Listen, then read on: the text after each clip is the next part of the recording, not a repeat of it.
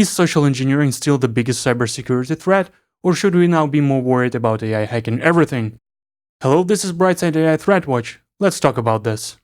So here's for example what Mandiant says in their 2026 report. Despite these rapid technological advancements, we do not consider 2025 to be the year where breaches were the direct results of AI. From our view on the front lines, the vast majority of successful intrusions still stem from fundamental human and systemic failures. But technical exploit story is still real. For example, Verizon 2026 report says exploitation of vulnerabilities is now the most common initial access vector for breaches. It has risen to 31% in this year's reporting dataset, while credential abuse, the previous leader, is down to 13%. So yes, patching matters, finding 0 days matter, nobody gets to ignore that. But if we look at 2026 report by Unit 42, here's what it says. Most breaches were enabled by exposure, not attacker sophistication.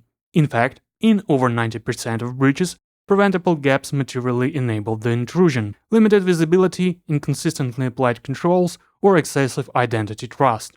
This is not a very glamorous statement, especially considering all the hype around frontier AI in cybersecurity and all this mythos fable debacle. And again, some of that fear is earned. The same Verizon report says threat actors are using GenAI to help at different stages of attack, including targeting, initial access, and development of malware and other tools. But here's where it gets a bit more interesting, and here's what Mandiant says.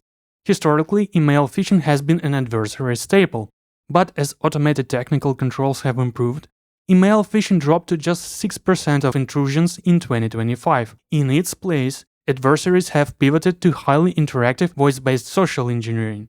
So here where things get even more interesting. Using Instagram posts from 200 users, we showed that as few as 10 posts per user are sufficient to generate highly contextualized emails. Our pipeline leverages both commercial and open-source GenAI models, demonstrating cross-model effectiveness. The scary thing is AI makes the fake email, fake call, fake recruiter, fake vendor, or fake boss sound like it knows what it's talking about. This is a very different threat model. You cannot just throw out this boring social engineering stuff and focus only on technical exploits. And here's what European Union Agency for Cybersecurity report says.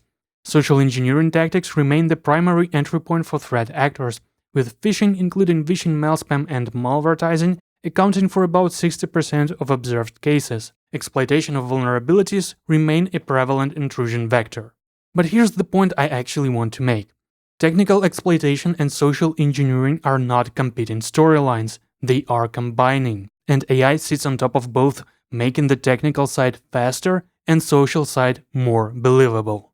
So what do you do with this? First, do not ignore technical controls. Patch internet-facing systems fast, prioritize exploited vulnerabilities, and watch edge devices. Second, stop treating social engineering like a yearly awareness checkbox. If attackers are using voice, text, and fake identity, training has to include voice, text, and fake identity. Third, protect identity like it's the perimeter, because in a lot of environments it is.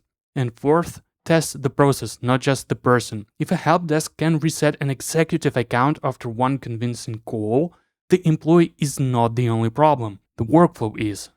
AI helps attackers personalize phishing, improve impersonation, and make voice-based social engineering more convincing. Brightside can run phishing simulations, vishing simulations, hybrid voice plus email attacks, courses on social engineering, CEO fraud, smishing, and digital footprint awareness. The point is not to scare employees. The point is to make them practice.